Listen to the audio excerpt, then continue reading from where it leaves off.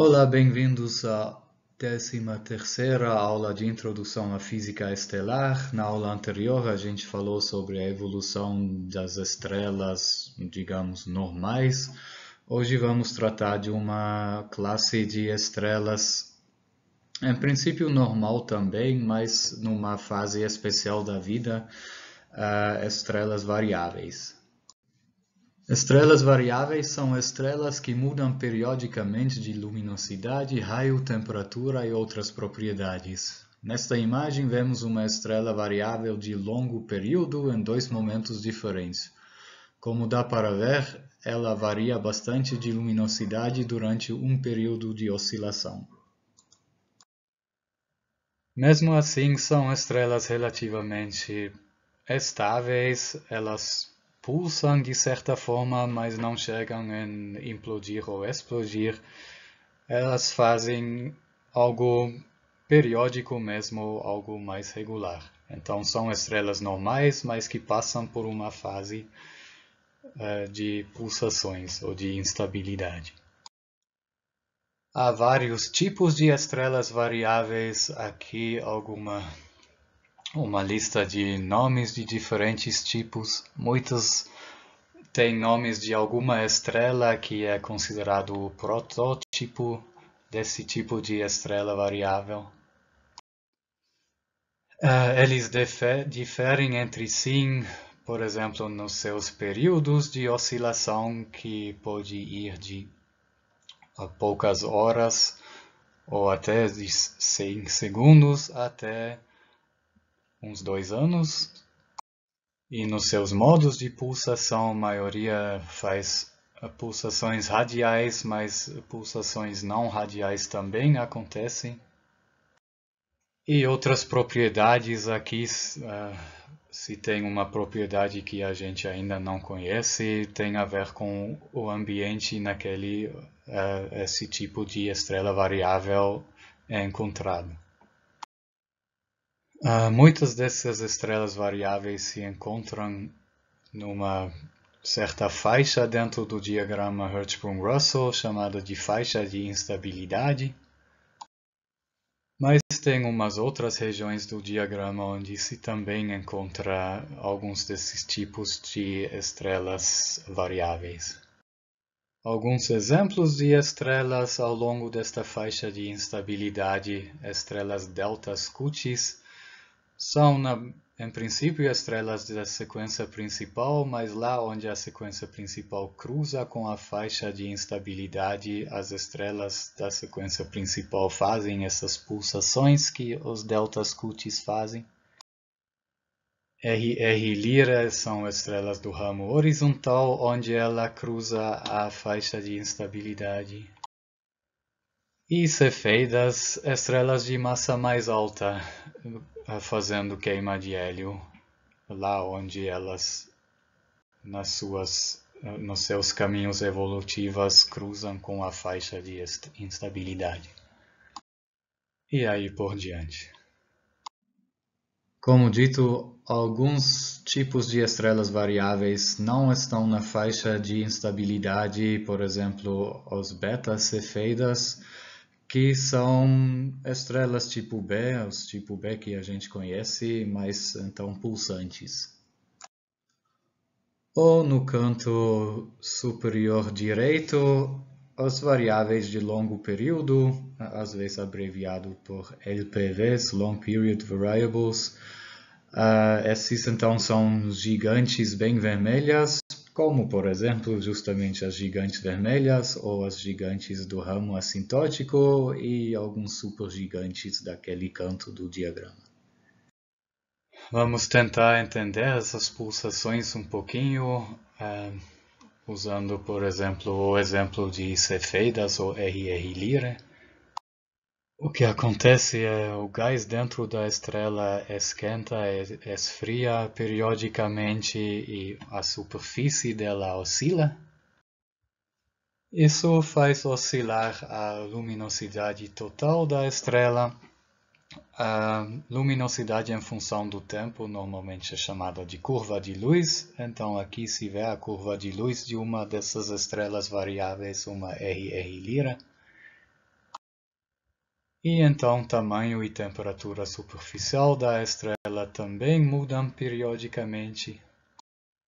E quem conseguiu explicar isso melhor foi o Eddington, em 1941. Estas oscilações todas são resultado de ionização e recombinação do gás nas camadas mais externas da estrela. Este modelo nem é tão difícil de entender. Começamos, por exemplo, no momento que a estrela é no seu menor tamanho, quer dizer, o momento aquelas camadas externas são o mais próximo da estrela e por isso o mais comprimido e também o mais quente, o que faz que o material nelas é o mais ionizado. Isso tudo, o fato de essas camadas estarem comprimidas e ionizadas, faz como que neste momento elas são o mais opaco de todo o ciclo. E por isso que é neste momento que a radiação vindo de dentro, digamos, do corpo da estrela, empurra o mais forte essas camadas para fora. Então elas estão sendo empurradas para fora, o que quer dizer que elas são cada vez menos comprimidas, menos ionizadas também. Aí, certa hora, elas não são mais tão opacas e elas não são mais suportadas pela pressão da radiação. E aí o material cai de volta rumo à estrela, simplesmente pela gravitação, né? Até chegar na posição onde todo o ciclo começou, aí a camada vai estar comprimida de novo e se ionizar de novo e o ciclo recomeça. Bom, aqui se vê que várias propriedades da estrela, no caso de cefeidas, mudam durante o período, a magnitude aparente, a velocidade radial da superfície. Quer dizer, quando ela é positiva é quando a estrela expande, quando ela é negativa é quando a estrela se contrai. A temperatura e também o diâmetro, o tamanho da estrela. Vários tipos de estrelas variáveis têm propriedades interessantes, por exemplo, cefeidas, que estão entre as mais brilhantes. Tem a tal da relação período-luminosidade. Acontece que o período de pulsação é proporcional à sua luminosidade intrínseca. Bom, como se mede a luminosidade intrínseca, já que ela muda, né, durante um período, o valor mediado sobre um período de oscilação. E vale esta relação entre luminosidade média da cefeida em unidades da luminosidade do Sol e o período de oscilação, medida em dias. Ou se escrevemos esta luminosidade média em termos de magnitudes absolutas, como aprendimos em uma das primeiras aulas. Bom, na prática tem dois tipos de cefeidas, os ricos em metais e os pobres em metais, também chamados de tipo 1 e tipo 2. Eles têm diferentes relações período-luminosidade, mas isso é só um detalhe. O que importa é que estas relações podem ser utilizadas para determinar a distância até a cefeida. Como se faz isso? Primeiro, medindo a abundância de metais da estrela usando linhas espectrais, isso para saber de qual dos dois tipos de cefeida se trata. E o período, simplesmente medindo quanto tempo leva até a luminosidade estar de volta no seu valor inicial. E sabendo de que tipo de cefeida se trata e tendo medido o período, a gente pode usar aquela relação período-luminosidade para determinar a luminosidade intrínseca e então a magnitude absoluta da cefeida. E desta maneira, a cefeida é uma vela padrão, também coisa que aprendimos em uma das primeiras aulas. Objetos daquelas sabemos a luminosidade intrínseca ou magnitude absoluta. Podem ser usados para determinar a distância até eles usando a lei do fato de que o fluxo cai com o quadrado da distância. A magnitude aparente também conhecemos, afinal tivemos que medi-la para determinar o período de oscilação. E aí, tendo determinado a magnitude absoluta pela relação período-luminosidade, a gente consegue determinar o módulo de distância. E com isso, a própria distância, como explicamos em uma das primeiras aulas.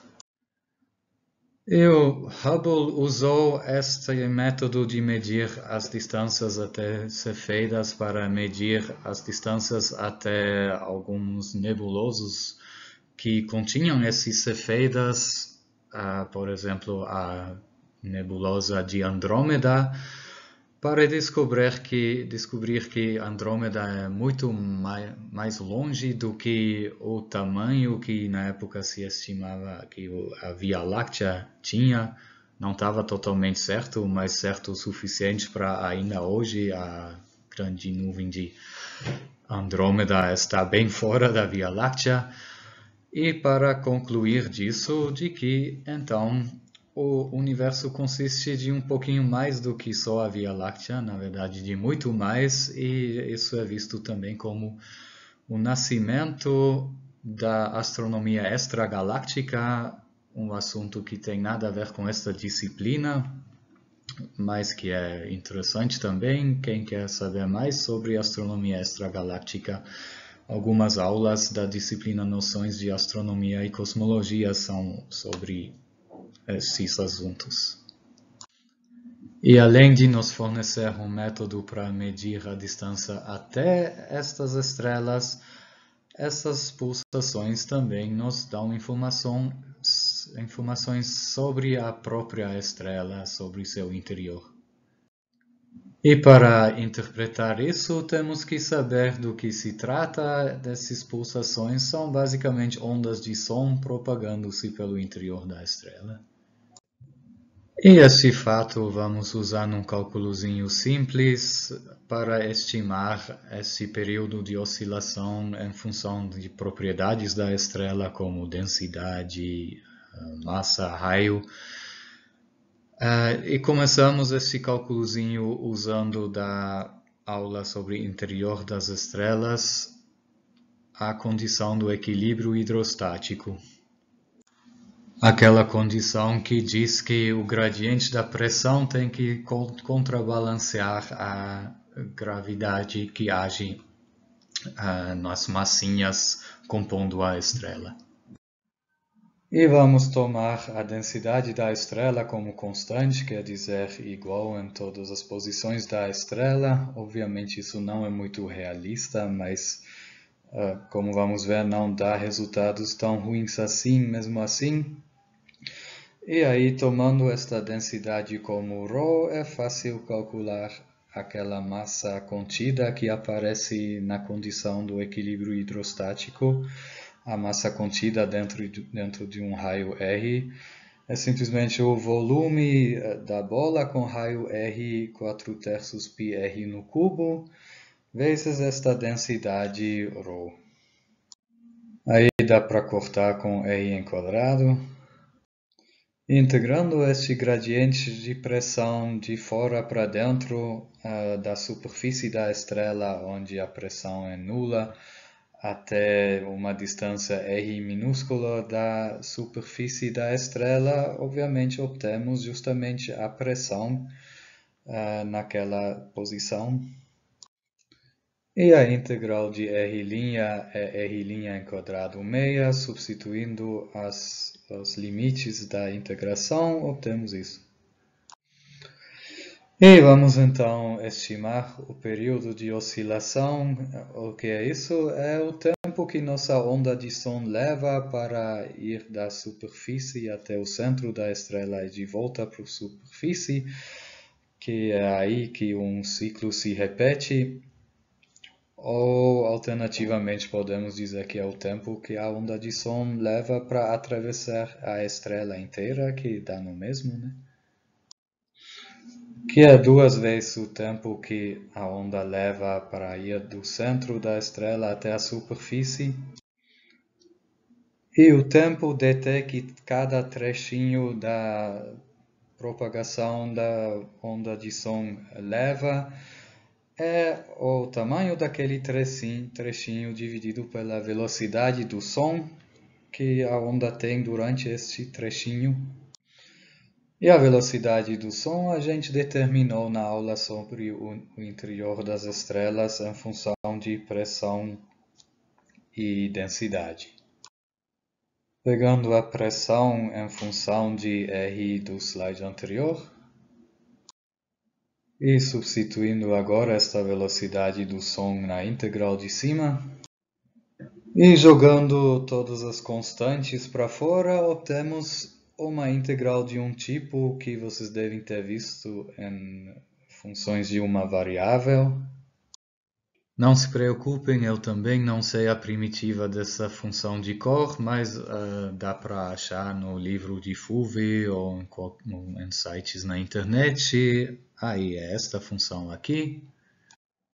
E substituindo os limites da integração, o arcosseno de 0 é 0 e o arcosseno de r sobre r, ou seja, de 1 é π6. Jogando esse π6 para dentro da raiz e cortando com 1 vezes π6, obtemos esse valor aqui para o período da oscilação, que surpreendentemente depende apenas da densidade da estrela e não de raio, massa ou algo assim. E nesse nosso cálculozinho simples é inversamente proporcional à raiz da densidade da estrela. Copiando o valor do slide anterior. E lembrando que esta densidade a gente tinha tomado como constante, como igual em todas as posições da estrela, já tínhamos dito que isso não é muito realista.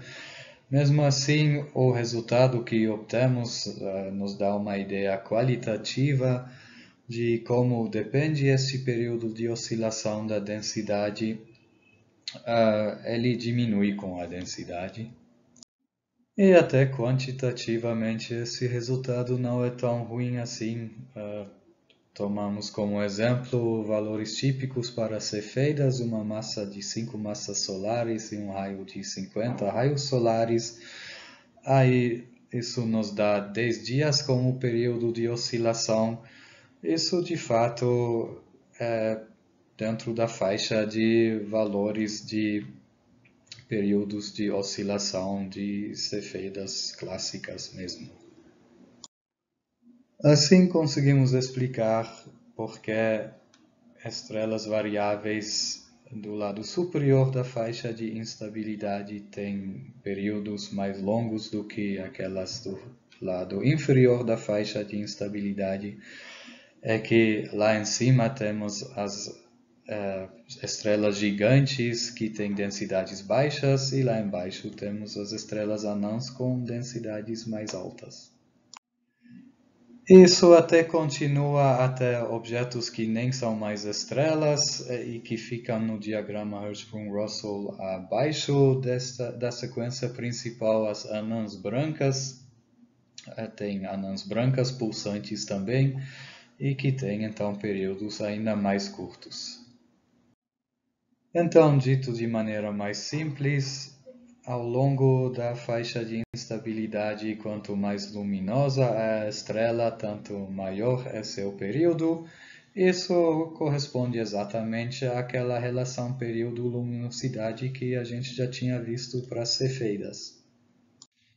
E uma onda que vai do centro da estrela até a superfície, ida e volta, e se sobrepôs durante a ida e durante a volta, a gente conhece esse tipo de onda. São ondas estacionárias, e aquela cujo período acabamos de calcular, onde o período era o tempo da onda ir uma vez ida e volta até a superfície. É o modo fundamental.